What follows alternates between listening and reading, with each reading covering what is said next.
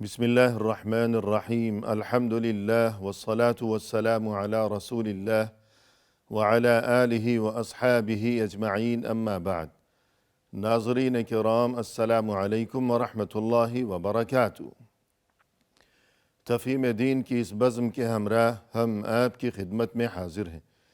آج کی اس ملاقات میں ہمارے ساتھ تشریف فرما ہیں محترم مہمان جناب شیخ عبد الباسط محمد ابراہیم صاحب، جو کہ معروف علمی شخصیت ہیں۔ تو آئیے ناظرین، پروگرام میں ان کا استقبال کیا جائے۔ السلام علیکم شیخ۔ وعلیکم السلام ورحمۃ اللہ وبرکاتہ۔ ہماری محفل میں آپ تشریف لائے، جو کہ ہمارے لیے یقیناً انتہائی باعث مسرت ہے، لہذا جزاکم اللہ خیرا۔ بہت بہت شکریہ مہمان نوازی کا اور یہ موقع دینے کا۔ نوازش۔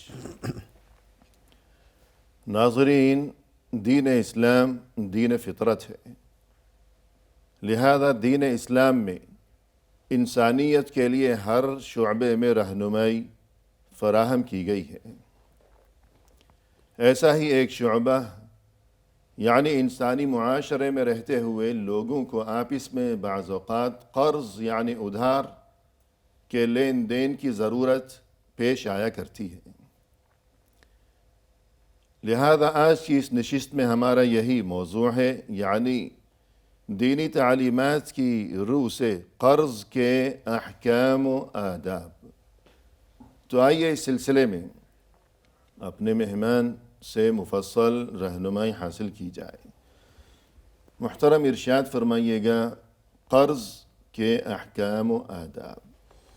بسم اللہ الرحمن الرحیم، الحمد للہ رب العالمین والصلاة والسلام علی اشرف الانبیاء والمرسلین نبینا محمد وعلی آلہ واصحابہ اجمعین۔ بہت اہم موضوع ہے اس سلسلے میں بات کرنا اور دیکھنا کہ ہمارے شریعت کے اندر اس سلسلے میں کیا کیا روشنیاں دی گئی ہیں۔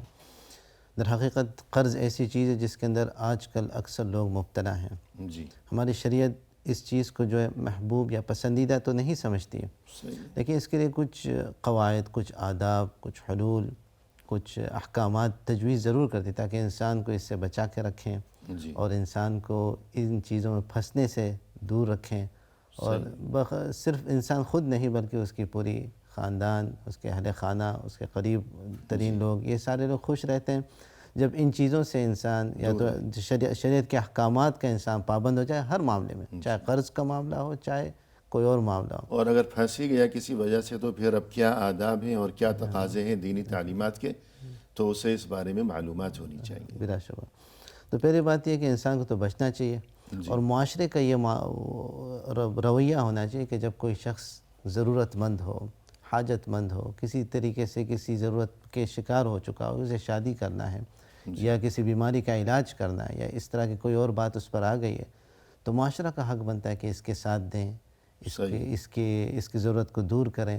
سارے لوگ مل کر کے جب اس سے یہ تنگی دور کر دیں گے تو ایسے شخص کو پھر قرضہ لینے کی ضرورت ہی نہیں پڑے گی۔ یعنی سبھی کا فرض بنتا ہے۔ سبھی کا فرض بنتا ہے۔ یہ رول اگر معاشرہ ہمارا ادا کرے، قریبی خاندان والے ادا کرے، بھائی بہن مل کے ادا کریں، تو ہم ایک دوسرے کو اس چیز سے بچا سکتے ہیں جس میں انسان ایک غلامی کا شکار ہو جاتا ہے۔ جی، اللہ نے انسان کو بنایا آزاد، جی، لیکن انسان اپنے آپ کو غلام بنا دیتا ہے قرض قرض لے کر کے۔ اب وہ غلامی کا شکار ہوتا ہے، کبھی چہرہ چھپاتا ہے، کبھی کچھ کرتا ہے، کبھی کچھ صحیح، کرتا ہے، کبھی جھوٹ کا سہارا لیتا کبھی جھوٹ کا سہارا لیتا ہے۔ ہے۔ جی، جی، تو اس سلسلے میں اللہ تعالیٰ جو اس چیز کو فروغ دینے کے لیے اللہ تعالیٰ قرآن پاک کے اندر فرماتے ہیں کہ اس چیز کو فروغ دینے کے لیے، اس سے آپ کی مراد یہ ہے کہ یعنی بوقت ضرورت دوسرے لوگ اس کی مدد کرتے بلا ہیں، شبہ ایک دوسرے کا مدد کہ قرض لینے کی نوبت ہی نہ آئے۔ بلا شبہ جی، مالی امداد ایک دوسرے کا کرنا۔ صحیح، تو اللہ تعالیٰ قرآن پاک نے اتنی خوبصورت ایک آیت کے اندر فرماتے ہیں، من ذا الذی یقرض اللہ قرضا حسنا فیضاعفہ لہ اضعافا کثیرہ۔ دیکھیں کتنی خوبصورتی سے اللہ تعالیٰ فرما رہے کہ جو شخص اللہ تعالیٰ کو قرضہ دے، جی، قرضہ تو انسان بندوں کو ہی دیتا ہے، لیکن اللہ تعالیٰ کے بندوں کو دینا ایسا ہے جیسے کہ آپ مجھے دے رہے ہیں۔ سبحان اللہ، یعنی ضرورت مند انسان کو قرضہ دینا، اس کی مدد کرنا یوں ہے جیسے کوئی اللہ کو قرضہ دے رہا لا ہے۔ الہ فَيُضَاعِفَهُ لَهُ أَضْعَافًا كَثِيرًا۔ جی، اللہ تعالیٰ فرمایا اللہ تعالیٰ لوٹائیں گے، لیکن کئی گنا بڑھا کر لوٹائیں گے۔ سبحان اللہ، اسی لیے ہمارے حدیث پاک میں آتا ہے کہ آپ صلی اللہ علیہ وسلم فرماتے ہیں مختلف روایات کے اندر کہ ایک بندے کو 1 درہم قرضہ دینا 1 درہم صدقہ دینے کے برابر ہے۔ جی، تو ایسی چیزوں کی ترغیب آئی ہے صحیح، کہ انسان جو ایک دوسرے کے ساتھ تعاون کریں مدد کریں تاکہ انسان کو ان چیزوں سے یا تو قرضوں سے دور رہیں، اپنے آپ کو محفوظ رکھیں، جی اپنی عزت آبرو کو بھی محفوظ رکھیں، اپنے اہل خانہ کو بھی خوش رکھیں۔ جی۔ اور ایک حدیث بھی ہے بہت اہم اس سلسلے میں، من نفس عن مؤمن کربۃ من کرب الدنیا، تو اس بارے میں کچھ فرمائیے۔ بلا شبہ یہ بھی ایک بہت خوبصورت حدیث ہے جس میں آپ صلی اللہ علیہ وسلم نفسہ کہہ رہے ہیں، جیسے کہ جو کوئی ایسا شخص ہے جس کے متعلق آپ صلی اللہ علیہ وسلم بات کر رہے ہیں یہاں پر، جی اس کی تشریح کرتے ہیں، جس پر بوجھ اتنا ہو گیا کہ وہ سانس ہی نہیں لے سک رہا، جی، دم گھٹ رہا ہے۔ دم گھٹ رہا ہے اس کا، تو آپ صلی اللہ علیہ وسلم فرما رہے ہیں من نفس عن مؤمن کربۃ من کرب الدنیا نفس اللہ عنہ کربۃ من کرب یوم القیامہ، سبحان کہ جو شخص کسی ایسے شخص کے اوپر سے کوئی آفت یا تنگی کو ہٹا دے جی، جس کی وجہ سے اس کا دم گھٹ رہا تھا، تو صحیح، اللہ تعالیٰ قیامت کے دن اس کے اوپر سے مشکلات کو، آفتوں کو ہٹا دیں گے۔ سبحان اللہ۔ تو تو قیامت ظاہر ہے کے کہ دن قیامت، جی ہاں، ہر شخص پریشانی میں ہوتا ہے، سارے انبیاء کرام نفسی نفسی کہیں گے اس دن، لا الہ تو آپ سوچیں اس وقت جب آپ کو اللہ تعالیٰ کا سہارا حاصل ہوگا تو کیا سعادت کی بات ہے۔ یعنی اس کا مطلب یہ ہوا کہ اگر ہم یہ چاہتے ہوں کہ قیامت کا دن اللہ تعالی ہماری مشکلات دور فرمائے، تو ہمیں چاہیے کہ دنیا میں اپنے ارد گرد اگر کوئی ہمیں ضرورت مند اور مشکلات کا شکار انسان نظر آئے تو ہمیں اس سے نظریں چرانے کی بجائے حتی الامکان اور جس قدر حیثیت اور گنجائش ہو تو آگے بڑھنا چاہیے، اس کے لیے کچھ کرنا چاہیے، اس کی مدد کرنی چاہیے اور دوسروں کو بھی اس جانب متوجہ کرنا چاہیے۔ بلا شبہ یہ گفتگو تو ہو گئی اس سلسلے میں کہ اگر کوئی ضرورت مند ہے تو قرض کی نوبت ہی نہیں آنی چاہیے، اس کے آس پاس اور اڑوس پڑوس والوں کو، اس کے عزیز و احباب کو، اور اگر معاملہ اس سے بھی بڑا ہو خدا نخواستہ تو تمام معاشرے کو چاہیے کہ مل جل کر اس کا ساتھ دیں، اس کا ہاتھ بٹائیں، اس کی مدد کریں تاکہ اسے قرض لینے یا مانگنے اور دستے سوال دراز کرنے کی ضرورت ہی پیش نہ آئے۔ اور اگر بالفرض خدا نخواستہ قرض لے ہی لیا کسی نے تو اس سلسلے میں کچھ آداب، کچھ تعلیمات۔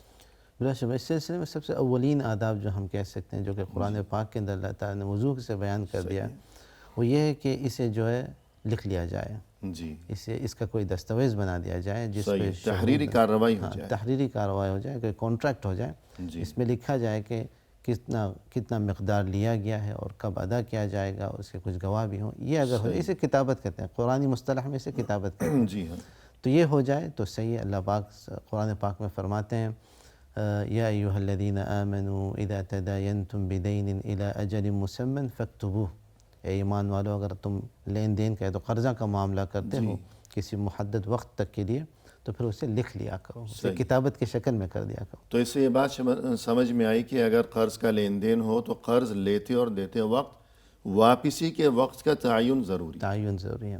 اب یہ دیکھیں کہ انسان کے تو خون میں شیطان چلتا ہی ہے، جی، اب کسی وقت بھی اس پہ وسوسہ کر سکتا ہے کہ اب کسی نے دیکھا نہیں، کہیں لکھا ہوا نہیں، تو کیا ضرورت ہے اس کو واپس کرنے کا، یہ پریشانی اٹھانے کی، تو اپنا منہ پھیر ہی لیتا ہے پوری طریقے سے۔ بالکل، لیکن جب لکھ دیا جائے تو تعلقات برقرار رہیں گے اور ذمہ داریاں بھی برقرار رہیں گی، کوئی اپنا منہ چرا نہیں سکتا، پھر چھپا نہیں سکتا۔ تو اب اس میں یہ ہے کہ بعض اوقات شرم میں لوگ کہتے ہیں کہ بھئی فلاں مجھ سے اب قرضہ مانگ رہا ہے، اب مجھے شرم آتی ہے اسے یوں کہتے ہوئے کہ بھئی تحریری کارروائی کر لی جائے، لیکن اس قسم کے لوگوں کو ایسے مواقع پر یہ بات یاد رکھنی چاہیے کہ لا حیاء فی الدین، کہ جب اللہ کی طرف سے ہمیں یہ حکم دیا گیا ہے کہ قرض کے لین دین کے موقع پر تحریری کارروائی ضروری ہے، تو جیسے یہ حکم ہے کہ نماز پڑھو، اقیم الصلاۃ، اور یہ کہ وَأَقِيمُوا الصَّلَاةَ وَآتُوا الزَّكَاةَ، اور یہ کہ کتب علیکم الصیام، کہ نماز، زکوٰۃ اور اسی طرح صیام، اور وَلِلَّهِ عَلَى النَّاسِ حِجُّ الْبَيْتِ، اور یہ حج کی فرضیت۔ تو جس اللہ کی طرف سے ان باتوں کا، ان عبادات کا، ان کاموں کا حکم دیا گیا ہے قرآن کریم میں، اسی اللہ کی طرف سے اسی قرآن کریم میں اس بات کا حکم بھی دیا گیا ہے کہ قرض کے لین دین کے موقع پر لکھ لیا کرو، تحریری کارروائی کر لیا کرو، لہذا اس میں شرمانے کی ضرورت نہیں۔ یہ تو ایک بات ہو گئی، اور دوسری بات یہ ہو گئی کہ اگر کسی نے کسی سے قرض مانگا اور جس سے مانگا ہے وہ جانتا ہے کہ یہ واقعی ضرورت مند ہے اور وہ اسے قرض دینے پر قادر بھی ہے، لیکن اسے یہ اندیشہ ہے کہ میرا پیسہ کوئی مفت کا پیسہ تو نہیں ہے، کل کو اگر اس کا انتقال ہو گیا اور کوئی ثبوت ہی نہیں ہے یا یہ خود ہی مکر گیا یا نیت بگڑ گئی اور ثبوت نہیں ہے کچھ بھی، تو کیا بنے گا؟ ظاہر ہے کہ ہر ایک کو فکر ہوتی ہے۔ اب شاید وہ مجبوراً جھوٹ کا سہارا لے کہ اس وقت تو میرے پاس خود گنجائش نہیں ہے، تو اس سے دو نقصان ہوں گے۔ ایک تو یہ گناہگار ہوا، جھوٹ بولا، اور دوسرا نقصان یہ ہوگا کہ اس بیچارے کا کام نہیں بن سکا۔ تو اس لیے اس دینی حکم کی تعمیل کی جائے تو ان تمام مشکلات سے اس کے علاوہ ایک اور بات بھی اس سلسلے میں آتی ہے کہ انسان جو ہے بھولتا بھی ہے۔ صحیح ہے، کسی وقت آپ نے کچھ ادا کیا، کچھ ادا نہیں کیا، جی کوئی حصہ ادا کر دیا، کوئی حصہ ادا نہیں کیا، کچھ وقت کے بعد آپ بھول جائیں گے جی کہ کتنا ادا ہوا، کتنا ادا نہیں ہوا، کتنا لیا تھا، کتنا دیا تھا، سب ذہن میں انسان کا نہیں رہتا ہے۔ صحیح، انسان تو کہتے ہیں اس کو جو بھولنے والا ہے۔ جی بالکل۔ تو اس سلسلے میں اگر لکھ اول لیا الناس جائے، اول الناس، بلا شبہ پہلے انسان پہلا بھولنے والا۔ سب سے پہلے نسیان یعنی غلطی اور بھول ہوئی۔ تو ان تمام خامیوں سے بچنے کے لیے، ان تمام مشکلات سے بچنے کے لیے قرآنی نسخہ یہ ہے کہ اسے لکھ لیا جائے۔ صحیح ہے جی۔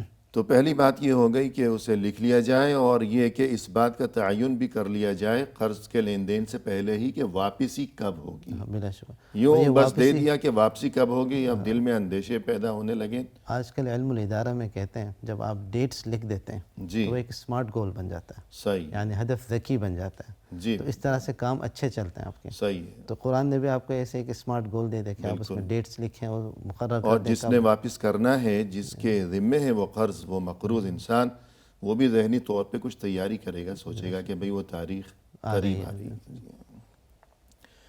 یہ پہلی بات ہو گئی۔ اب قرض لے لیا کسی نے، اب اس کی کیا ذمہ داری ہے؟ اس کی تو بڑی ذمہ داری ہے۔ اب اسے یہ محسوس کرنا کہ میں نے کسی کا مال لیا ہے اور مجھے وہ ادا کرنا ہے، جی اس کو میں بھول نہیں سکتا۔ جب کبھی کوئی کمائی کیا تو وہاں سے ایک حصہ اس کے لیے انہیں الگ کر کے رکھنا ہے، جیسے ہی وقت آئے اسے مکمل طور پر اس قرض کو ادا کرنا ہے، صحیح، اور اپنے زبان کو قائم رکھنا ہے، زبان کا زبان نہیں توڑنا جو انہوں نے کسی اور کو دیا ہے۔ اور اگر کوئی شخص اس نیت سے قرضہ لے لے کہ قرضہ تو لیتا ہوں لیکن دینے کا ذمہ داری میں اتنی خاص نہیں رکھتا ہوں، اگر نہیں دے سکا تو کوئی بات نہیں، کسی طرح سے مکر لوں گا، راستہ بنا لوں گا اپنے لیے۔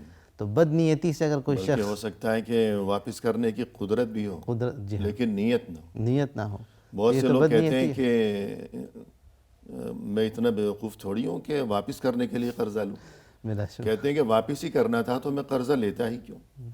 تو قرضہ کو سمجھتے ہیں کہ کوئی مفت کا مال ہے جی جو لے کے آپ اب عیاشی کریں، جو مرضی کرنا کریں۔ صحیح، اور سمجھتے ہیں کہ یہ ہماری ہوشیاری ہے، سمجھداری ہے کہ ہم نے یوں مال جو ہے وہ ہتھیا لیا۔ تو اس سے ایک بڑی اس کے اندر خامی یہ ہے کہ جس شخص کے اندر عادت تھی قرضہ دینے کی، اس شخص کی عادت بھی بدل جائے گی۔ اب وہ کسی کو نہ بھروسہ کرے گا اور نہ کسی کو کبھی قرضہ دے گا، یوں جو واقعی ضرورت مند ہے ان کا راستہ بھی ان بند کا ہو بھی جائے گا۔ راستہ بند ہو جائے گا۔ اسی لیے آپ صلی اللہ علیہ وسلم فرماتے ہیں من اخذ اموال الناس يريد اداءها ادى الله عنه، جی جو کوئی کسی سے مال لیتا ہے بطور قرضہ اس غرض سے کہ اسے واپس کرے گا، صحیح، تو اللہ تعالیٰ اس کو ادا کرنے کی توفیق دیتے ہیں۔ جی اور پھر آپ صلی اللہ علیہ وسلم مزید فرماتے ہیں ومن اخذ يريد اتلافها اتلفه اللہ۔ دیکھیں کتنی شدید عبارت ہے حضور صلی اللہ علیہ وسلم کی طرف سے، جی کہ جو شخص کسی سے قرضہ اس لیے لیتا ہے کہ اسے ضائع کر دیں، واپس نہ کریں، تو حضور صلی اللہ علیہ وسلم فرماتے ہیں اتلفہ اللہ، اسے اللہ ضائع کر دے گا۔ لا حول ولا تو بڑی تہدید ہے، بڑی وعید ہے اس کے اندر کہ آپ جب کسی سے قرضہ لیتے ہیں تو آپ کا نیت پختہ ہونا چاہیے کہ میں اسے واپس کر رہا ہوں، اس کے میں مذاق نہیں سمجھتا۔ تو اگر نیت درست ہوگی کہ میں واپس کروں گا تو اللہ کی طرف سے اس چیز کے لیے غیبی انتظام کیا جائے گا، اور اللہ اس کی عزت رکھے گا۔ اس نے جو وعدہ کیا ہے کہ میں فلاں تاریخ کو واپس کروں گا ضرور، یہ جو قول و قرار ہے، تو اب اس کی عزت کا سوال ہے۔ تو جب اس کی نیت خالص ہے تو اللہ کی طرف سے اس کی عزت کی حفاظت کے لیے غیبی انتظام کیا جائے گا۔ اور اگر اس لیے لیا ہے کہ میں ضائع کر دوں گا، واپس نہیں کروں گا، تو جیسے اس نے دوسرے کا مال ضائع کرنے کا سوچا ہے تو اللہ اس کو ضائع کر دے گا، برباد کر دے گا۔ تو ایک وقفہ لیتے ہیں ناظرین، فی الحال لیتے ہیں مختصر سا وقفہ، ہمارے ساتھ ہی رہیے گا۔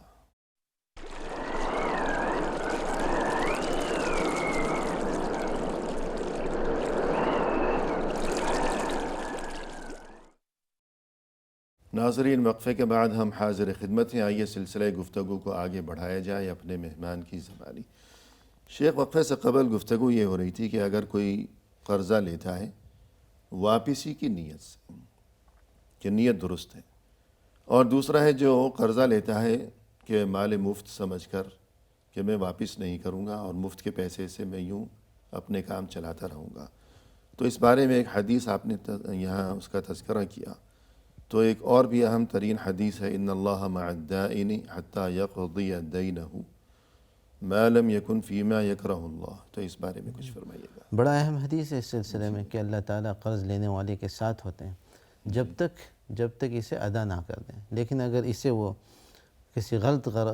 کسی ایسی چیز میں استعمال کریں جسے اللہ تعالیٰ پسند نہیں کرتے تو پھر اس سے اللہ تعالیٰ کی تعاون حاصل نہیں ہوگی. جی یعنی غلط کام کے لیے قرضہ لیا ہے تو پھر وہ اللہ کی طرف سے جو تعاون ہے، جو مدد ہے، جو غیبی انتظام ہے وہ حاصل نہیں. تو اس نعمت سے محروم رہ جائے گا. ہم ان تمام چیزوں میں یہ دیکھتے ہیں کہ نیت کا کتنا اثر رہتا ہے ہمارے تمام اعمال پر. صرف عبادات پر بھی نہیں بلکہ ہمارے معاملات پہ بھی. بالکل. میں آپ کے ساتھ کوئی معاملہ کر رہا ہوں تو اللہ تعالیٰ میری نیت کو دیکھتے ہیں کس نیت سے میں یہ معاملہ کر رہا ہوں. اگر میری نیت اچھا ہو تو اللہ تعالیٰ اس اچھی نیت کی وجہ سے مجھے کامیابی دیں گے، سعادت دیں گے، خوشی دیں گے، بچائیں گے مجھے ہر پریشانی سے. اور اگر ہماری نیت خراب ہو تو ہم ان تمام سعادتوں سے محروم ہو سکتے ہیں. جی تو اسی لیے کہتے ہیں کہ نیت صاف منزل آسان. میرا شبہ. یعنی جیسے کہتے ہیں کہ 100 بات کی ایک بات. صحیح بات. کہ لمبی چوڑی بات کسی کو سمجھانا یا خود اپنے آپ کو سمجھانا، پہلے تو خود اپنے آپ کو نصیحت کرتے رہنا چاہیے. صحیح بات. تو لمبی چوڑی بات کی بجائے ایک مختصر بات دریا بکوزہ کہ نیت صاف منزل آسان. کوئی بھی کام ہوگا نیت صاف ہوگی، درست ہوگی تو انشاءاللہ منزل تک پہنچنا آسان ہو جائے گا. تو اس بارے میں مزید ہم آپ سے یہ بھی جاننا چاہیں گے کہ حتی الامکان کوشش کی جائے قرض سے بچنے کی. تو کوئی ایسی حدیث رسول صلی اللہ علیہ وسلم کا کوئی ایسا طرز عمل یا کوئی ایسی تعلیم کہ جس سے اس بارے میں کچھ سمجھ میں آتا ہو؟ آپ صلی اللہ علیہ وسلم کا طریقہ تو ایسا تھا کہ آپ قدر المستطاع آپ پرہیز کرتے تھے قرضہ لینے سے. جی. ویسے تو ہے کہ بعض روایتوں میں کہ آپ نے کسی سے قرضہ بھی لیا، آپ کا درع مرہون رہا ہے جی وغیرہ وغیرہ. لیکن ہاں تو آپ لیکن آپ یعنی کہ آپ کی جو دعائیں منقول ہیں. جی درع مرہون رہا یعنی آپ صلی اللہ علیہ وسلم نے اپنی زرع جو ہے وہ رہن یعنی گروی رکھوا کر کسی کے پاس کچھ اس سامان سے کچھ اناج لیا تھا بطور قرض. لیکن آپ کا ہمیشہ کا یہ رویہ نہیں تھا. آپ اللہ تعالیٰ سے تو ہمیشہ یہی چاہتے تھے کہ اللہ تعالیٰ آپ کو محفوظ رکھیں ایسے معاملات سے، اور یا تو قرضوں کے معاملے سے اللہ تعالیٰ آپ کو دور رکھے. یہ تو آپ کا ہمیشہ کا دعا تھا اللہ تعالیٰ سے. صباح و مساء کی جو دعا کرتے ہیں اس کے اندر بھی ہم یہ کہتے ہیں جی صبح شام کی جو دعا ہے. بلکہ ایک روایت میں آپ صلی اللہ علیہ وسلم فرماتے ہیں اعوذ باللہ من الکفر والدین. جی یا اللہ آپ سے پناہ چاہتا ہوں کفر کا، اللہ کا پناہ چاہتا ہوں کفر سے اور دین سے اور قرضوں سے. سبحان اللہ. تو حضور صلی اللہ علیہ وسلم اپنے آپ کو اللہ کے پناہ میں لا رہے ہیں ان دو چیزوں کے شروں سے، جی کفر کے شر سے اور قرضوں کے شر سے.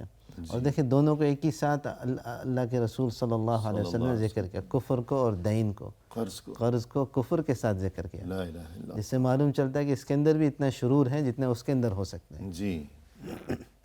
اب اس کے بعد کسی نے عرض کیا کہ قال رجل یا رسول اللہ اتعدل الدین بالکفر، کہ اللہ کے رسول یہ کیا معاملہ ہے کہ آپ یوں دعا کرتے ہیں کہ اللہ میں تیری پناہ طلب کرتا ہوں کفر سے بھی اور قرض سے بھی. تو یہ کیا معاملہ ہے اے اللہ کے رسول کہ آپ قرض کو کفر کے ساتھ ملا رہے ہیں؟ اتنی بری چیز ہے قرضہ لینا دینا کہ جیسے کفر ہے. فقال رسول اللہ صلی اللہ علیہ وسلم نعم.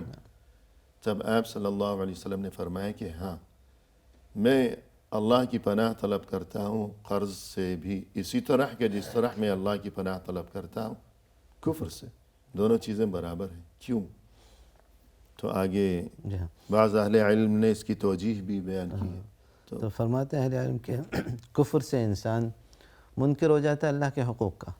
وہ انکار کرتا ہے اللہ کے وجود کو، اللہ کے حقوق کو انکار کرتا ہے. اور قرضوں کی وجہ سے انسان کے حقوق کا منکر بن جاتا ہے وہ، جس کی وجہ سے وہ پھر سے آخرت میں عذاب کا شکار ہو سکتا ہے اور اس کی عاقبت خراب ہو سکتی ہے. جس طرح سے کفر کی وجہ سے عاقبت خراب ہو سکتی ہے اس طرح قرض کی وجہ سے بھی عاقبت خراب ہو سکتی ہے. جی ہاں. یعنی جو کفر کا ارتکاب کر رہا ہے تو اللہ کے حقوق کو وہ گویا کہ نہیں مان رہا ہے، جحود کا ارتکاب کر رہا ہے، منکر ہو رہا ہے اس کا. اور جو قرض لیتا ہے واپس نہیں کرتا تو وہ اللہ کے بندوں کی حق تلفی کر رہا ہے. تو گویا یوں حق تلفی کے معاملے میں یہ دونوں چیزیں یعنی قرض اور کفر دونوں میں مشابہت ہے. عمر بن الخطاب رضی اللہ عنہ بھی اس چیز سے بہت منع کیا کرتے تھے لوگوں کو، یعنی قرض لینے سے. تو کیا فرماتے تھے؟ تو حضرت عمر کے متعلق یہ تو بہت مشہور ہے کہ فرماتے تھے ایاکم والدین فإن اولہ ہم، جی یعنی کہ قرضوں سے بچو. یہ خاص طور پر جوانوں کو کہتے تھے جی قرضوں سے بچو، کیونکہ یہ تمہارے اوپر ہم لے کے آتا ہے، جی، یعنی کہ پریشانی، رنجیدگی، غم لے کے آتا ہے آپ کے اوپر. ایک اور غم سے انسان برباد ہو جاتا غم سے انسان، اس کی طبیعت خراب ہوتی ہے، اس کی حالت خراب ہو جاتی ہے. ایک بیماری ہے غم، ہے. صحیح، سمجھے ایک بیماری ہے، بلکہ 100 بیماریاں ساتھ لاتی ہے. سب بیماریاں ساتھ ہے. بلکہ جہنم کے اندر عذابوں میں سے ایک عذاب تو غم ہے، لا الہ ان کے اوپر غم اللہ تعالیٰ ڈالے. اللہ ہم سب کو محفوظ رکھے ہر قسم کے عذاب سے، دنیا میں بھی آخرت میں بھی. آمین آمین آمین. تو حضرت عمر لوگوں کو یوں فرمایا کرتے تھے، نصیحت کیا کرتے تھے کہ قرض سے بچو، اس لیے کہ قرض کی وجہ سے جو نقصانات جن کا شکار ہو جایا کرتا ہے انسان، تو ان میں سے سب سے پہلا خسارہ اور سب سے پہلا نقصان یہی ہے کہ پہلے ہی دن سے انسان غم کا شکار ہو جائے گا، غمگین رہے گا کہ اب واپسی کا کیا انتظام ہوگا. صحیح بات ہے. پھر ہو سکتا ہے کہ ایک کو قرض واپس کرنے کے لیے دوسروں سے قرض مانگنا تو ایک پڑے. سلسلہ وار قرض شروع ہو جاتا ہے انسان کا. جی بالکل. بلکہ ایک روایت میں آتا ہے کہ ہم فی اللیل و ذل فی النہار، او کما قال صلی اللہ علیہ وسلم، کہ دن میں انسان پر جو ذلالت رہتی ہے، وہ جب بھی اس شخص کو دیکھتا ہے جس سے اس نے قرض لیا تو اس سے اپنا منہ چھپاتا ہے اور اس سے بھاگنے کی کوشش کرتا ہے. جی اور رات میں وہ ایک غم کا شکار رہتا ہے کہ کب اور کس طرح میں اسے ادا کروں، کہاں سے کماؤں، کہاں دوں. یہ جی، تو انسان کا سکون برباد ہو جاتا ہے، اور امن و امان کی نعمت جو انسان کے لیے ختم ہو جاتی ہے. اللہ کی طرف سے بہت بڑی نعمت ہے کسی کے لیے بھی. تو جیسا کہ اللہ نے خود یہ احسان یاد دلائے کہ وَآمَنَهُم مِّن خوف، تو امن و امان کی زندگی بسر کرنا یہ بہت بڑی نعمت ہے، بلا شبہ. جبکہ اس کے برعکس خوف زدہ رہنا یہ بہت بڑی تکلیف ہے. تو رسول صلی اللہ علیہ وسلم نے قرض سے جو منع فرمایا تو اسی چیز کو گویا کہ تعبیر اور اسلوب بناتے ہوئے کہ اپنے آپ کو تم امن سے نکال کر خوف میں نہ ڈالو. تو اس بارے میں ایک حدیث ہے، آپ کیا فرمائیں گے؟ آپ صلی اللہ علیہ وسلم اس بارے میں فرماتے ہیں لا تخیفوا انفسکم بعد امنها، اپنے آپ کو خوف کی حالت میں مت ڈالو اس کے بعد کہ تم امن میں تھے. تو امن کو چھوڑ کے اپنے آپ کو خوف میں ڈالو قرضوں کی وجہ سے. تو صحابہ کرام فرماتے وَمَا ذَاكَ يَا رسول اللہ، یعنی یہ کیسا ہو سکتا ہے کہ انسان اپنے آپ کو امن کی حالت سے نکال کے خوف کی حالت میں ڈال دے. جی تو آپ نے فرمایا کہ قال الدین، فرمایا کہ قرضے کے ذریعہ یا تو ادھار کے ذریعہ. آپ جب ادھار لیتے ہیں تو آپ امن کو ایک طرف چھوڑتے ہیں اور اپنے آپ کو خوف کے اندر ڈال دیتے ہیں. آپ کو 3 چیزوں پر خوف ہوتا ہے کہ پتہ نہیں وہ کیا کہے گا، جی وہ کب مجھ سے مطالبہ کرنے آ جائے. صحیح. دوسرا آپ کو یہ خوف ہوگا کہ میں اپنے بچوں کو کیا کھلاؤں گا اگر میں قرضہ ادا کر دوں. جی تیسرا آپ کو یہ خوف ہوگا کیا میں اس قرضے کا انتظام کر سکوں گا یا نہیں کر سکوں. اتنے قسم کے معاملات انسان کے ذہن پہ چھا جائے تو یقیناً وہ خوف زدہ رہے گا اپنے اوپر، اپنے گھر والوں پر اور اپنے عاقبت پر وہ خوف زدہ رہتا ہے. جی، اور بعض اوقات ایسا بھی ہوتا ہے کہ جس کام کے لیے مثلا کوئی چیز خریدنے کے لیے اس نے قرض لیا ہے، اب وہ چیز خریدی، اب کوئی ایسی آفت آ گئی کہ وہ چیز بھی برباد ہو گئی. صحیح بات ہے، یا تو وہ معاملہ ہو ہی نہیں کہ پایا اس سے وہ جی ہاں فائدہ بھی نہیں اٹھا سکا اور قرض جو ہے وہ سر پر چڑھ سر گیا. پر چڑھ گیا. تو یوں ایک مصیبتوں کا سلسلہ جو ہے اس میں انسان پھنستا چلا جاتا ہے.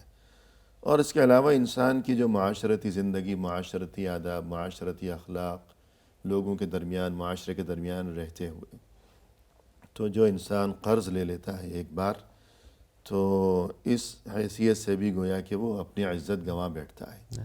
بہت سی برائیوں کا ابتدا میں اسے مجبوراً سہارا لینا پڑتا ہے، لیکن رفتہ رفتہ وہ ان برائیوں اور معاشرتی و اخلاقی خرابیوں کا عادی بن جاتا ہے.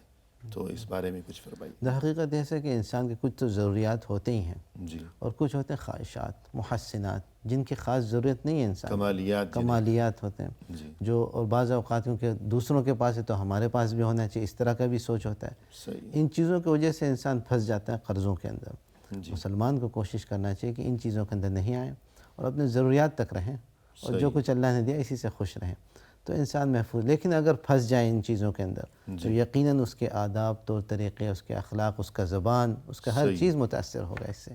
اس لیے آپ صلی اللہ علیہ وسلم فرماتے ہیں ان الرجل اذا غرم حدث فكذب ووعد فاخلف، کہ انسان اگر قرضوں کے نیچے آ جائیں تو پھر وہ جب بولے گا تو جھوٹ بولے گا، جی اور اگر وہ کسی کو وعدہ کرے گا تو وعدہ خلافی کرے گا۔ صحیح۔ تو آپ کے کہنے کا مقصود یہ ہے کہ اس کے عادات بدلنے لگیں گے، ابھی اس کے طور طریقے جی، بدلنے لگیں گے۔ شاید پہلی بار جو ہے واقعی وہ سچ کہہ رہا ہو اور مجبوری ہو، مجبوراً وہ معذرت کر رہا ہے کہ میں اس وقت جو ہے معاف کیجیے گا آپ کی رقم لوٹانے کے قابل نہیں ہوں، لیکن جب اس نے دیکھا کہ بھئی یہ تو ٹل گیا تو آئندہ اس کو شیطان ورغلائے گا کہ اگر یہ آئندہ جو دوبارہ جو دن طے کیا گیا ہے اگر اس وقت تک یہ واپسی کے قابل ہوا بھی تو اب شاید جھوٹ بولے گا جی، کہ یہ بھی ممکن کچھ ہے۔ دن اور پھر لمبا سلسلہ چلے گا۔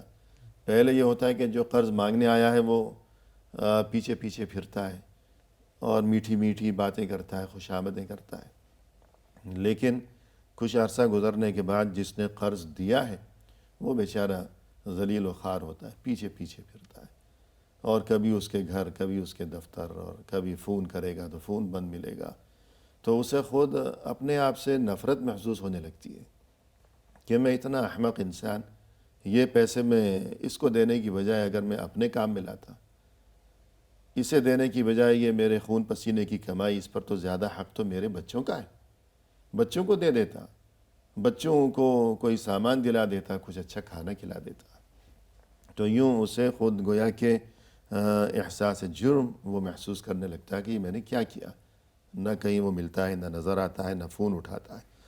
تو یوں یہ سارے معاملات جو ہیں، تو اسی لیے رسول صلی اللہ علیہ وسلم نے فرمایا کہ قرض لینے کے بعد انسان کا اخلاق ہی بگڑ جاتا ہے، کبھی جھوٹ بولے گا، کبھی وعدہ کرے گا تو پھر وعدہ وفا نہیں کرے گا، وغیرہ وغیرہ، تو ظاہر ہے کہ یہ کوئی اچھی بات تو نہیں ہے۔ اور اسی معاملے کی نزاکت ایک اور طرح بھی آپ صلی اللہ علیہ وسلم نے بیان فرمائی کہ انسان اگر مقروض ہے اور مر گیا ہاں، تو کیا ہوگا؟ تو اس سلسلے میں یہ کہیں گے کہ قرض انسان کو صرف دنیا میں متاثر نہیں کرتی، آخرت میں بھی متاثر کرتی جی ہے۔ تو جس طرح دنیا میں اس کی زندگی متاثر ہوئی، آخرت میں بھی اس سے زیادہ متاثر ہوگی۔ جی تو کیونکہ آخرت میں معاملہ تو ایسا ہی ہوتا ہے کہ آپ نے جس کسی سے جو کچھ لیا، حقوق العباد آپ کو مکمل طور پر واپس کرنا ہوتا ہے، صحیح ہے۔ اس کے بغیر آپ کا معاملہ آگے بڑھے گا نہیں۔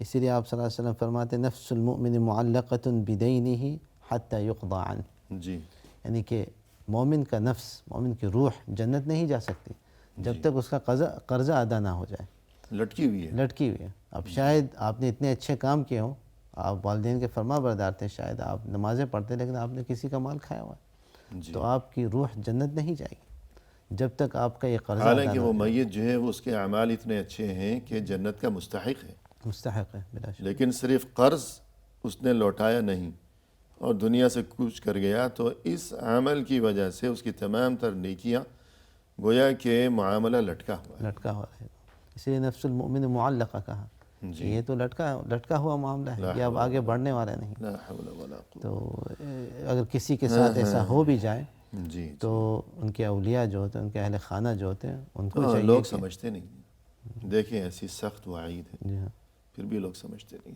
اور اگر بیچارے کا انتقال ہو گیا تو اب وارث سوچتے ہیں کہ ہم قرض خواہوں کو یہ پیسہ کیوں دیں، ہم اپنی جیب میں کیوں نہ اپنی جیب ڈالیں۔ میں رکھنا۔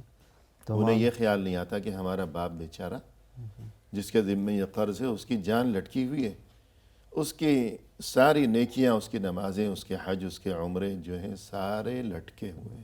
باپ پر رحم کرنا چاہیے، باپ نے تو زندگی بھر اپنی خواہشات کا گلا گھونٹ کر بچوں کو پالا ہے، تو یوں یہ معاملہ اس میں جو ہے بچوں کے لیے بھی ایک نصیحت ہے کہ جی تو ایک وقفہ اپنے لے لیں پہلے۔ بلا شک۔ ناظرین فی الحال لیتے ہیں ایک مختصر سا وقفہ، ہمارے ساتھ ہی رہیے گا۔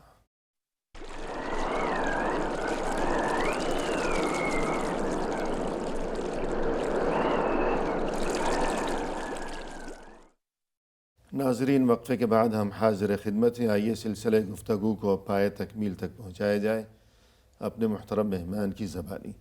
شیخ وقفے سے قبل گفتگو یہ چل رہی تھی کہ اگر کسی نے قرض لیا ہے اور اس کا انتقال ہو گیا تو اس کی جو جان ہے وہ لٹکی ہوئی ہے، اگر وہ جنت کا مستحق ہے اپنی نیکیوں کی وجہ سے، لیکن اس کے باوجود قرض کی عدم ادائیگی کے وبال کی وجہ سے اس کی جان لٹکی ہوئی ہے، وہ جنت میں نہیں جائے گا تا وقت ہے کہ ادائیگی نہ ہو جائے۔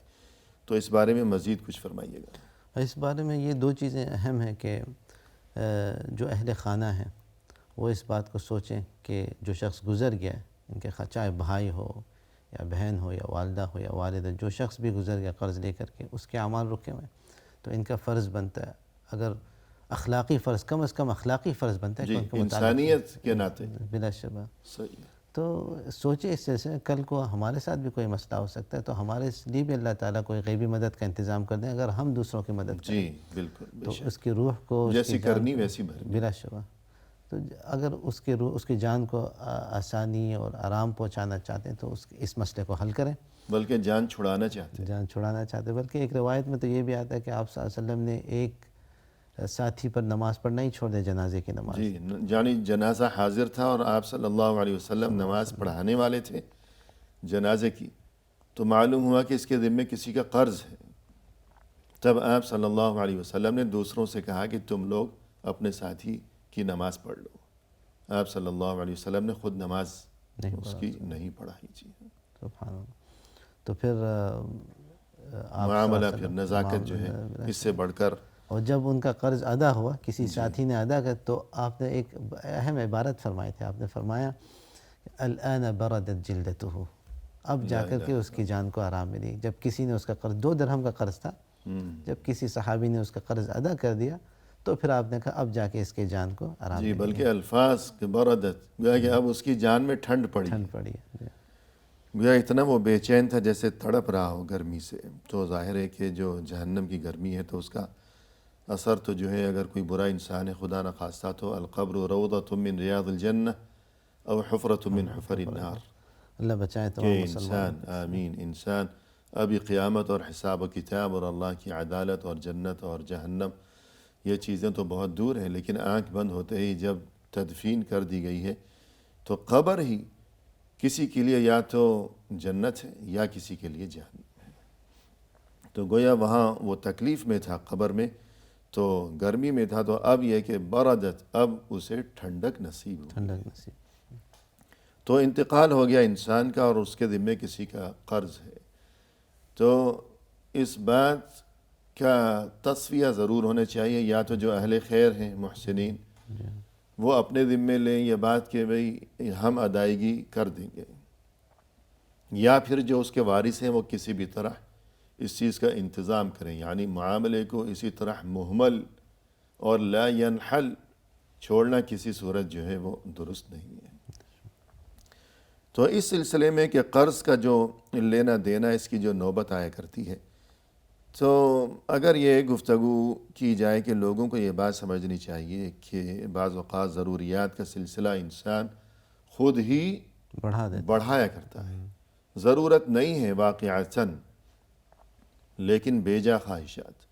وَلَأُضِلَّنَّهُمْ وَلَأُمَنِّيَنَّهُمْ. شیطان کو جب جنت سے نکالا گیا تو اس نے اللہ کے سامنے جو باتیں کہی تھیں کہ جس آدم کی وجہ سے مجھے نکالا جا رہا ہے، میں اس کی اولاد سے انتقام لوں گا.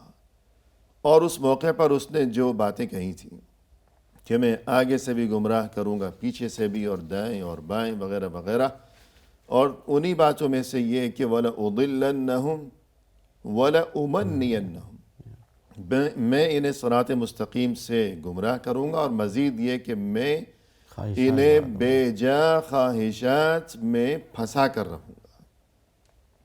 تو یوں شیطان دل میں یہ خیال ڈالتا ہے، یہ خواہش ڈالتا ہے کہ میں یہ بھی لے لوں، وہ بھی لے لوں، گاڑی تو پرانی ہو گئی، ایک نئی ہونی چاہیے، اور گھر ایسا ہونا چاہیے، سامان ایسا. تو یوں بے جا خواہشات اور فضول تمناؤں کا قیدی بن جانا. تو اگرچہ بہت کچھ نصیب ہو، لیکن اس کے باوجود اس قسم کا انسان گویا شیطان کے زیر اثر ہے، اور بہت کچھ میسر ہونے کے باوجود وہ زندگی بھر رنجیدہ و افسردہ ہی رہے گا. تو قناعت کی اہمیت کے بارے میں کچھ فرمائیے گا. قناعت بڑی اہم چیز ہے. جی، قناعت سے انسان کو خوشی حاصل ہوتی ہے ہر وہ چھوٹی چیز سے جس کا وہ مالک ہے. صحیح. اور جب انسان کا لالچ آ جائے، خواہشات آ جائیں، لامحدود خواہشات آ جائیں، تو وہ مال قارون بھی اس کے پاس اگر ہو جی، تو اس کا دل نہیں بھرنے والا، بالکل. وہ پھر بھی پریشان رہے گا. صحیح. جب بھی کسی کے ہاتھ میں یا کسی کے پاس کوئی اور نئی چیز دیکھے گا تو اس کی پریشانی پھر سے بڑھ جائے گی، جی اسے قرار نہیں آئے اسے قرار نہیں آئے گا، اور جو اس کے پاس اچھی چیزیں ہیں ان سے وہ کوئی فائدہ ہی نہیں اٹھائے گا، اسے ہمیشہ وہ کمتر سمجھے گا۔ صحیح ہے۔ تو یہ بیماری ہے، ایک بڑی بیماری جس کی وجہ سے، جس کے اندر بہت سارے لوگ مبتلا رہتے ہیں، جی ہر وقت اپنے خواہشات کو بڑھاتے رہتے ہیں۔ انسان کی ضروریات جو ہوتے ہیں محدود ہوتے ہیں، ہمیشہ جتنے بھی ضروریات بڑھ جائیں محدود ہوتے ہیں، خواہشات کے کوئی تو حدود ہی نہیں۔ جی بالکل اب آپ نے ایسی بیماری کے اندر اپنے آپ کو ڈال دی، قناعت سے دور ہو کر کے، جس کا کوئی حد ہی نہیں، جی وہ جو روزانہ بڑھتا رہتا ہے۔ صحیح اس لیے مومن کے لیے یہی راستہ ہے کہ جو کچھ اللہ نے اس کے نصیب میں لکھا ہے اسی سے راضی ہو جائے، اسی کو قناعت کہتے ہیں، جی اور اسی کے اندر رہتے ہوئے اپنی ضروریات کو مکمل کر اپنی زندگی کو گزار لیں، جی تو اسے اندرونی سعادت حاصل ہوگی، بالکل، اور قرض کی نوبت بھی نہیں قرض کی نوبت نہیں آئے گی۔ تو کچھ احادیث اس بارے میں بیان اس فرمائیں گے سلسلے میں ایک بہت اہم حدیث، بہت خوبصورت حدیث ہے، بلکہ جی۔ آپ صلی اللہ علیہ وسلم فرماتے ہیں قد افلح من اسلم جی۔ ورزق کفافا وقنعه اللہ بما آتا، جی یعنی کہ قد افلح یعنی کہ یقیناً کامیاب ہو گیا ایسا شخص، جی یہ فعل ماضی کے ساتھ قد آ گیا، صحیح۔ یقیناً ایسا شخص کامیاب ہے۔ کون ہے کامیاب؟ فرمایا من اسلم، جسے اللہ نے اسلام سے نوازا، جی ورزق کفافا، اسے اللہ نے اتنا دیا جو اس کے لیے کافی ہے، جس سے اس کی گزارے لائق۔ ضروریات مکمل ہو جاتے جی۔ ہیں، تو اس سے وہ راضی ہے، اور زیادہ دے اللہ تو بہت اچھی بات وہ ہے، اللہ کے احسانات، لیکن کم از کم یہ کہ گزارا چل رہا ہے۔ جی وقنعه اللہ بما آتا، اور اس کو اللہ نے راضی کر دیا اس سے جو چیز اسے اللہ نے دیا، جی جتنا نصیب ہے اس پر اس کا دل خوش ہے، مسرور ہے، مسرور ہے۔ مطمئن ہے۔ تو یہ حضور یہ صلی اللہ علیہ وسلم کامیابی فرماتے ہیں یہ کامیابی ہے جی کہ آپ کے اندر یہ تین چیز آ جائیں، آپ کے اندر قناعت آ جائیں، آپ کے اندر کفاف آ جائیں، اور آپ کے اندر جو ہے اسلام آ جائے، صحیح مسلمان صحیح مسلمان بن جائے۔ اسی طرح فرمایا کہ ارض بما قسم اللہ لك تكن اغنى الناس۔ یہ تو آپ کہہ سکتے ہیں کہ یہ حدیث اس عبارت کے ساتھ جس میں آپ سلام فرما رہے ہیں کہ جو کچھ اللہ نے تمہارے لیے لکھ لیا ہے اس سے راضی ہو جاؤ تو تم سب سے خوش ہوگے انسانوں کے درمیان، جی سب سے زیادہ تم امیر کبیر خوشحال بن جاؤ، خوشحال بن جاؤ، جی کیونکہ مالدار بن جاؤ۔ مالدار ہونا یا امیری کا مقصد یہ ہے کہ انسان کے اندر خوشی آئے۔ جی جب یعنی ایک آدمی کے پاس جو ہے مثلا فرض کیجئے کہ 1 ملین ہے، پھر وہ چلا ہے کسی دوسرے سے پھر قرضہ مانگنے کہ اب ایک نیا دوسرا بزنس جو ہے وہ شروع کرنا چاہیے۔ دوسرے آدمی کے پاس فرض کیجئے کہ 1 لاکھ ہے، لیکن وہ کسی سے کچھ بھی نہیں مانگتا، اسی 1 لاکھ کے اندر جو ہے وہ اپنے تمام معاملات چلاتا ہے بحسن و خوبی، تو اس کے پاس کم ہے لیکن مانگا نہیں کسی سے، تو خوشحال تو یہ ہے، امیر تو یہ ہے۔ یقیناً دوسرے کے پاس بہت زیادہ ہے لیکن مانگنے گیا ہے تو وہ تو گویا فقیر ہے، محتاج ہے۔ وہ مانگا ہوا مال ہے اور یہ ذاتی جی مال ہے، تو دونوں جو میں مانگ رہا ہے تو مانگنے والا ہی تو فقیر ہوتا ہے، جی اگرچہ اس کے پاص زیادہ ہے پھر بھی وہ فقیر ہے۔ بلکہ ہم یہ کہہ سکتے ہیں حضور صلی اللہ علیہ وسلم نے یہاں پر فلسفہ خوشی بیان کر دیا، سعادت کی فلسفہ حضور صلی اللہ علیہ وسلم نے یہاں بیان کر دی جی کہ اصل یہ ہے سعادت اسی کے اندر کہ جو کچھ اللہ نے آپ کو دیا ہے اسی کے اندر گزارا کرو، اسی سے خوش رہو، تو آپ کو سعادت حاصل ہوگی، جی سعادت یعنی دل کی خوشی، دل کی خوشی حاصل۔ اور کسی بھی انسان کے لیے اس دنیا میں دل کی خوشی یہ انمول نعمت ہے، سب سے ہم بڑی سب کچھ جو کچھ کرتے ہیں، ڈگری حاصل کرتے ہیں اور باقی چیزیں کرتے ہیں اسی لیے کہ انسان خوش رہے، جی بالکل۔ تو آپ صلی اللہ علیہ وسلم فرما رہے اللہ نے آپ کی تقدیر میں جو کچھ لکھ دیا اس سے آپ راضی ہو جاؤ، اسی کے اندر خوشی ہے۔ اب کوئی محل میں ہے، حویلی میں ہے یا جھونپڑی میں رہتا ہے، فٹ پاتھ پہ رہتا ہے، لیکن اگر دل خوش ہے تو سب ٹھیک ہے، بلا شک، اور اگر دل خوش نہیں تو سب بیکار ہے۔ بلا شک، نہ حویلی کسی کام کا، نہ نوکر چاکر کسی کام کا۔ جی تو دل کی خوشی کا نسخہ خود رسول صلی اللہ علیہ وسلم نے بتا دیا ہے کہ جو تمہیں نصیب ہے اس پر راضی رہو، خوش رہو، تو ایسا انسان زندگی بھر جو ہے اس کا دل خوش رہے گا۔ اور اسی طرح فرمائے کہ ازہد فی ما ایدی الناس یحبوک، ہاں یہ بھی بڑا اہم نسخہ ہے، ہر کوئی چاہتا ہے کہ لوگ میری عزت کیا کریں، صحیح بات ہے، لیکن عزت ملے گی کیسے اگر مانگے گا روز روز؟ صحیح۔ جی تو آپ صلی اللہ علیہ وسلم فرماتے ہیں اس حدیث کے اندر کہ جو چیز لوگوں کے ہاتھ میں اس سے اپنے آپ کو دور رکھو، جی اس میں اپنا دیکھو ہی رغبت نہیں، دیکھو ہی نہیں، اس پر رغبت اظہار نہیں کرو، صحیح ہے، تو لوگ تمہیں پسند کریں گے۔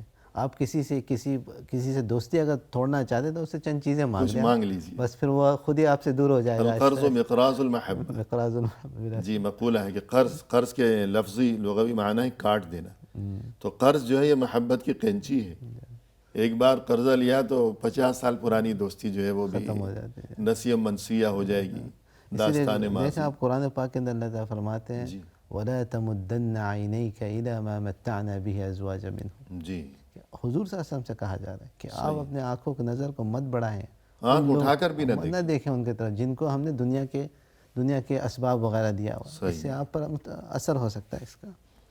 جبکہ اس کے برعکس اگر انسان جو ہے خوابوں کی دنیا میں رہتا ہو، حقیقت کی دنیا میں رہنا چاہیے انسان کو، لیکن بہت سے لوگ اپنا ایک آئیڈیل، خوابوں کی دنیا، خیالی پلاؤ، تو یوں بیجا تمنائیں ہمیشہ وہ سراب کے پیچھے، گویا سراب یعنی جو صحرا میں جو نظر آتا ہے دور سے کہ پانی ہے، تو اس کے پیچھے دوڑتے دوڑتے اس کا دم نکل جاتا ہے، لیکن اسے پانی وہاں کہیں نظر نہیں آتا۔